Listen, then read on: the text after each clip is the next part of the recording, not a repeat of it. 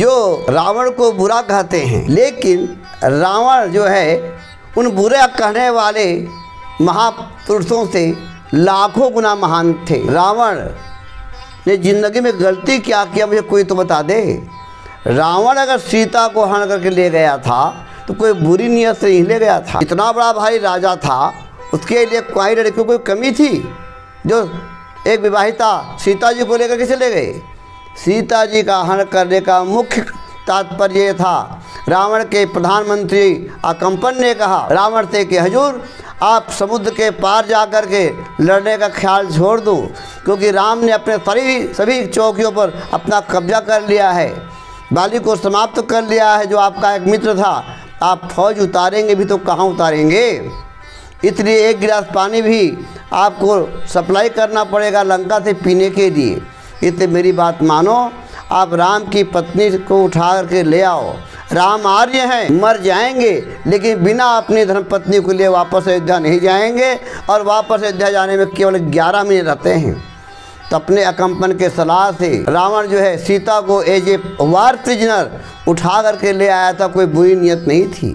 अगर रावण चैत्रवान धर्मात्मा ना होता तो भगवान राम रावण के मरने के समय लक्ष्मण को ये नहीं कहते कि लक्ष्मण जाओ ज्ञान सीख करके आ जाओ, आज सूर्य का जो गरीबों का सहारा है वो संसार से विदा होने वाला है, जो वेदों का सूर्य है आज अस्त होने वाला है, जाओ उनसे कोई ज्ञान प्राप्त करके ले आओ। तो लक्ष्मण जी जा कर के ज्ञान प्राप्त करने के लिए गए, अब वहाँ से ज्ञान लेकर के आए। रावण ने कहा लक्ष्मण शुभत शीघ्रम, जो कार्य करना है उसको लटकाओ मत, आज करूँगा कल करूँगा, करके छोड़ दो, नहीं तो काम नहीं हो पाएगा। काल करे सो आज कर, आज करे सो वह पल में पल रहे होएगा बहुरी करेगा कब।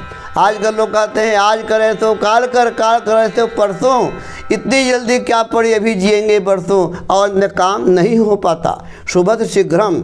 और दूसरी बात, रावण चाहता था कि स्वर्ग तक सोने की मैं सीढ़ी लगा दूँ, स्वर्ग तक सीढ़ी लगाने का मतलब क्या है, वो चाहता था कि लंका से लेकर के तिब्बत तक मैं अपना अधिकार कर लूँ पूरे हिंदुस्तान में, ये उसकी इच्छा थी, लेकिन कर नहीं पाया।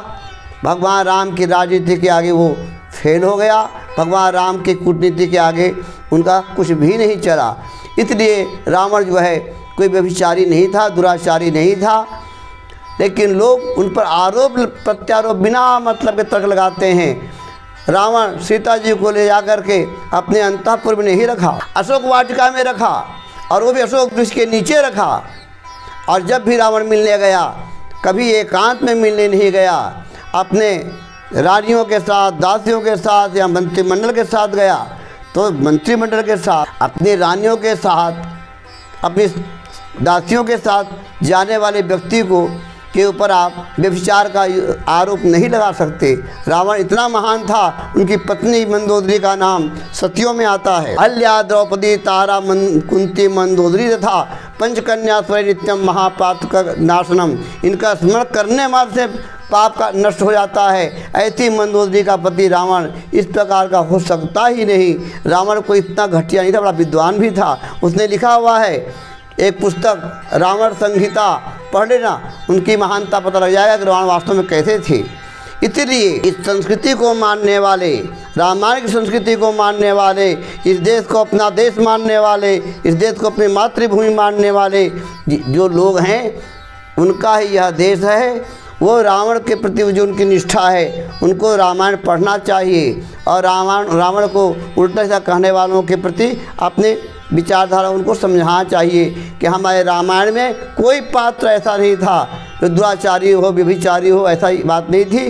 बस रावण में एक ही कमी थी कि रावण साम्राज्यवादी था, रहने वाला लंका का, और सारे हिंदुस्तान को गुलाम बनाते हुए आगे बढ़ रहा था।